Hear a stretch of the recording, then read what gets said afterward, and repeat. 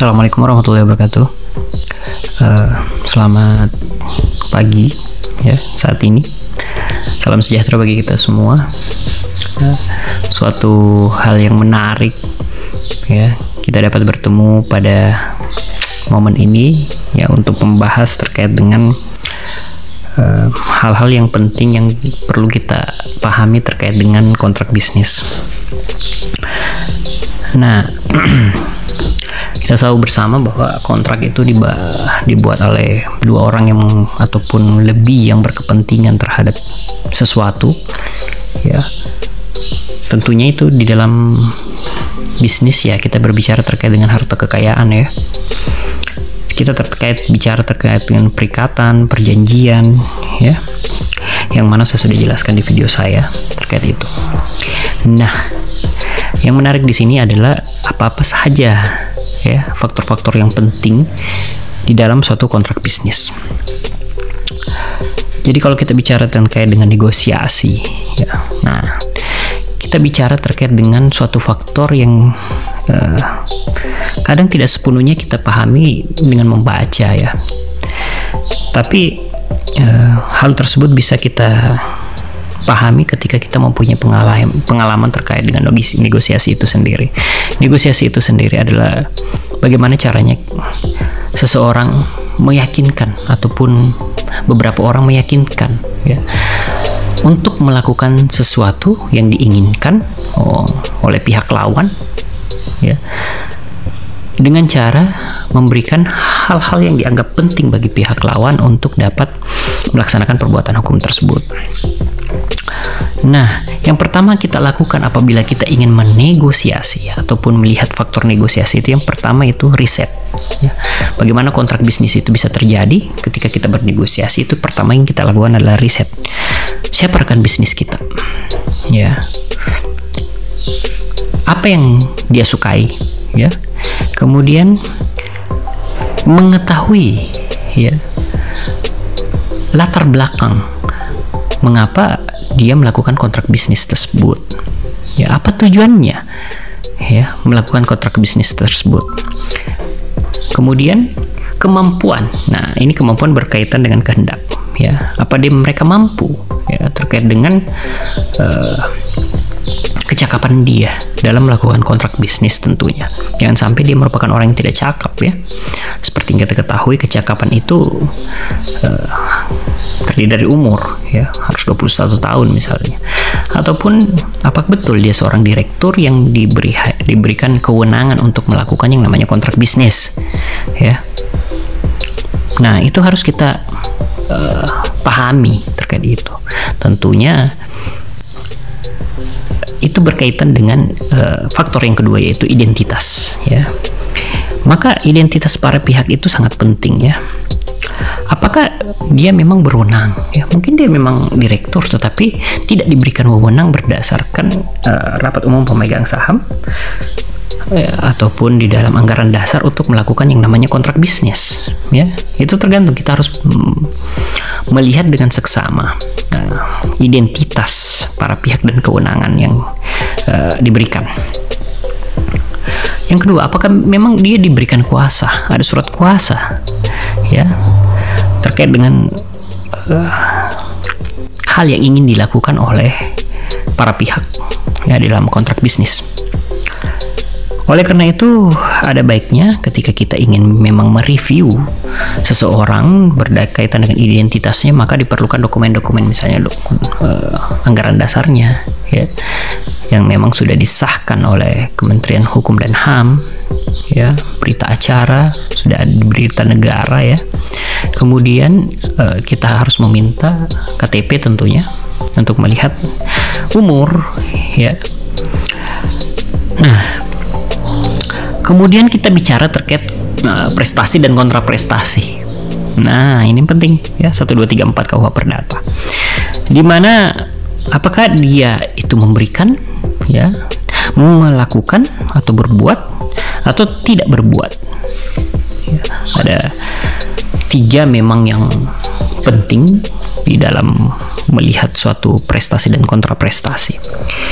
Nah, prestasi dan kontraprestasi inilah yang kita biasa bilang kewajiban di dalam kontrak bisnis. Tentunya kita bicara terkait dengan tidak hanya kewajiban sepihak tetapi dua pihak di sini, sehingga ada dua siklus yang terjadi ya terkait dengan itu. Yang pertama siklus yang terjadi pada pihak pertama dan siklus yang terjadi pada pihak kedua, ataupun prestasi yang dilakukan terhadap pihak pertama dan keinginan kontraprestasi yang didapatkan oleh pihak pertama. Maka secara teknis kita bisa menjelaskan bahwa prestasi dan kontraprestasi merupakan suatu perbuatan yang diinginkan ataupun memberikan sesuatu ataupun tidak berbuat sama sekali, ya. Nah, yang kedua merupakan bahasa. Nah, ini saya juga bahas di video saya bahwa kita butuh bahasa yang jelas, bahasa Indonesia yang jelas apabila itu memang dilakukan di wilayah kedaulatan negara Indonesia. Ya, itu ada merupakan suatu kewajiban bagi kita untuk melakukan yang namanya pemahaman terkait dengan bahasa Indonesia yang jelas di dalam suatu kontrak agar para pihak mengerti dengan jelas kontrak yang kita lakukan. Ini pun memberikan ya keuntungan agar resiko-resiko yang terkait dengan salah paham ataupun salah kata di dalam suatu kontrak itu bisa terjadi secara minimal ya. Tidak ada tafsir-tafsir ya yang membuat kebingungan, ambigu ya. Dan tidak boleh ada kategori bahasa rahasia di dalamnya. Kemudian masa berlaku dan ketentuan bagaimana mengakhiri kontrak tersebut. Nah, ini juga penting ya. Karena di dalam suatu kontrak kita harus bicara terkait dengan masa berlaku, misalnya kontrak contoh misalnya pekerjaan untuk melakukan sesuatu ya. Itu diperlukan jangka waktu tertentu misalnya. Nah, harus ada rentang, misalnya seminggu sudah terjadi apa. Misalnya kita ingin membuat suatu kontrak bisnis terkait dengan pembangunan ya. Suatu rumah, maka minggu pertama misalnya pondasi, minggu kedua misalnya tembok ya rumah, kemudian pipa-pipa minggu ini. Itu harus ada jangka waktunya. Itu yang pertama.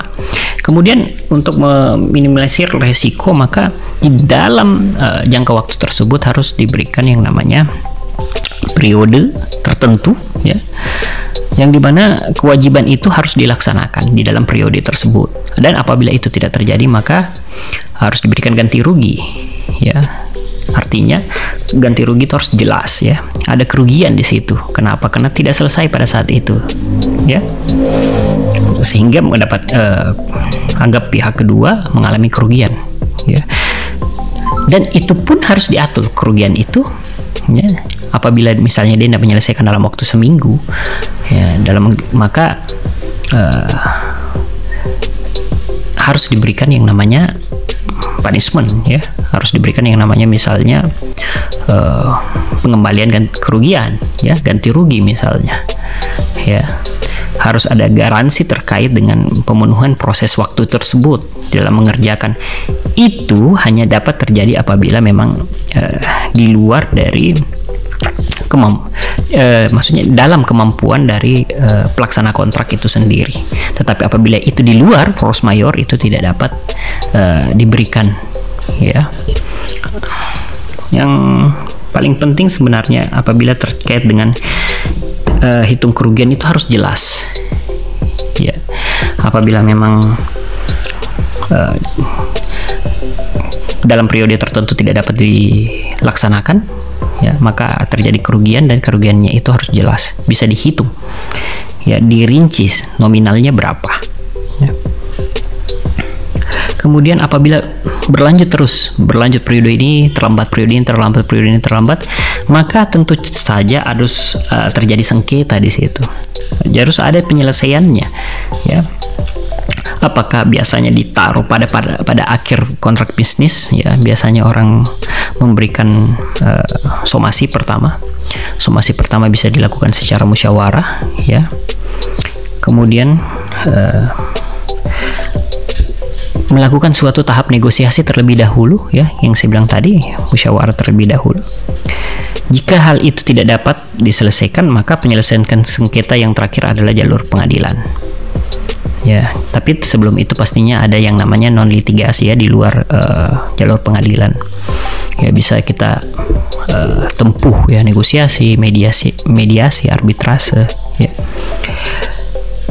Jadi kesimpulan yang kita perlukan di sini dari faktor-faktor yang saya jelaskan tadi, maka jangan pernah memulai suatu pekerjaan ataupun memberikan sesuatu seperti tadi, prestasi dan sebagainya, perbuatan hukum, apabila itu tidak dimulai dengan kontrak ataupun perjanjian. Ya. Ini merupakan landasan bagi para pihak agar ya kewajiban dan hak itu dapat terpenuhi ya bagi para pihak. Dan itu bisa dirangkum dalam suatu bingkai hukum yang jelas ya, sehingga fasilitas hukum bisa kita dapatkan untuk menyelesaikan yang namanya apabila ada sengketa, dan apa-apa yang menjadi hal di dalam kontrak tersebut bisa menjadi bukti ya. Tentunya kontrak itu sebaiknya dibuat di dalam suatu akta otentik ya, agar berlaku dan mempunyai pembuktian secara material, pembuktian secara naturalis ya, dan pembuktian secara objektif tentunya ya. Baik, itu saja mungkin yang bisa saya jelaskan terkait dengan faktor-faktor yang penting di dalam satu kontrak. Saya harap video ini memberikan pemahaman terhadap Anda bahwa kontrak itu merupakan hal yang penting di dalam mengawali suatu perbuatan hukum. Baik, terima kasih atas perhatian dan kerjasamanya. Tetap semangat, tetap sehat. Wabillahi taufiq wal hidayah. Wassalamualaikum warahmatullahi wabarakatuh.